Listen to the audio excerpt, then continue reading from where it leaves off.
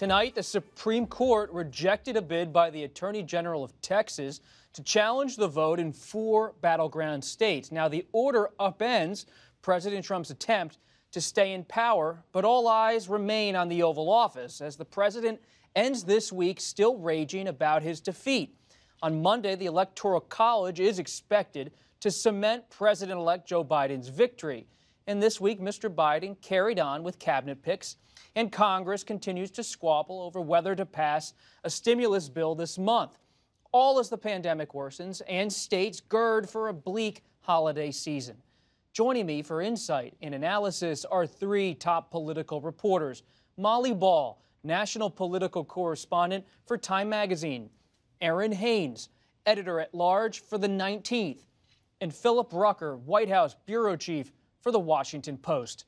Let's begin with President Trump. Here are his remarks at a holiday party this week. We have tremendous cases right now, a big case. 18 states as of this moment, 18 states. I understand a lot of congressmen and women are joining, a lot of people are joining, because they can't allow this to happen.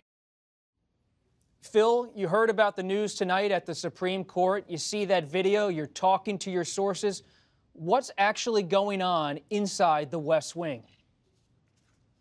Well, Bob, the president cannot possibly be anything but furious with the Supreme Court's decision tonight, and for a few reasons. Over the last several days, including today, the president had called on those 9 Supreme Court justices to act with what he called courage and wisdom to overturn the results of the election. He is claiming that the election was rigged and that there was widespread fraud. Of course, there is no evidence of that, and his legal team has not been able to furnish any evidence of that in court. That's why so many of their legal challenges have been dismissed in courtrooms across the country. But he had all of his eggs in that Supreme Court case that was brought by the Texas Attorney General. It was backed by hundreds of Republican members of Congress, including the House Minority Leader Kevin McCarthy, and it was dismissed by the court, despite the fact that Trump thought he had an advantage, given that 3 of the 9 justices are people that he had hand-selected for that court. But it's over now. The Electoral College will be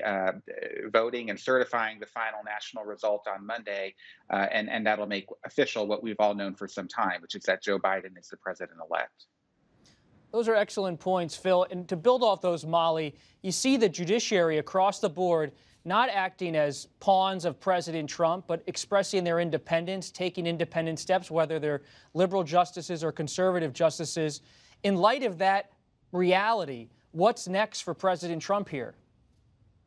That is really the question, because the president and his supporters in the Republican Party have been quite creative to date, and willing to do the president's bidding and to find increasingly far-fetched ways, far-fetched rationales, extra legal ways to try to overturn, as Phil said, what we know to be the election result, and which we have no evidence there's any way to change it under the ways that we have always conducted elections. There is that Electoral College vote on Monday.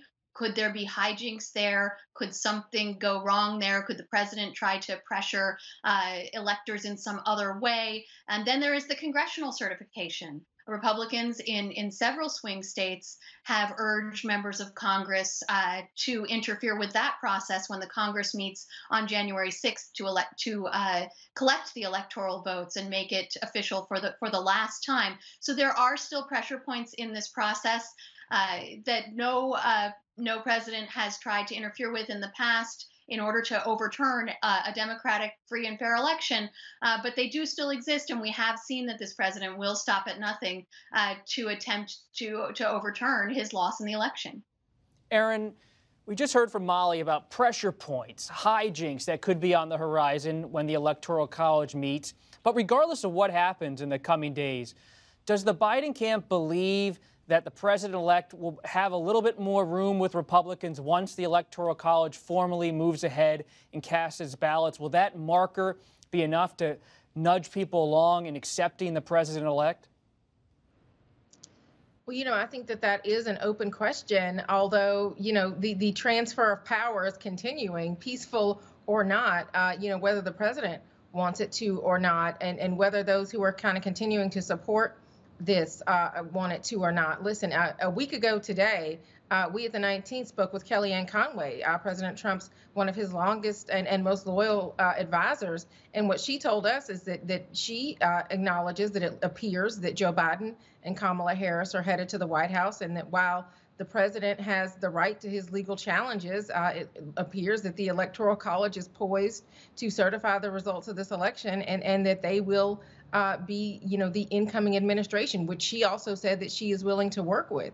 Now, she is a person that is still in regular contact with this president, and so I don't know if that is something that she is going to remind him of on the other side of Monday, when the Electoral College, is probably going to be doing just that. And so, there are levers of our institutions that we are seeing are working despite the president's best efforts to try to, get them to give him an outcome contrary to the outcome that we've had for really more than a month now.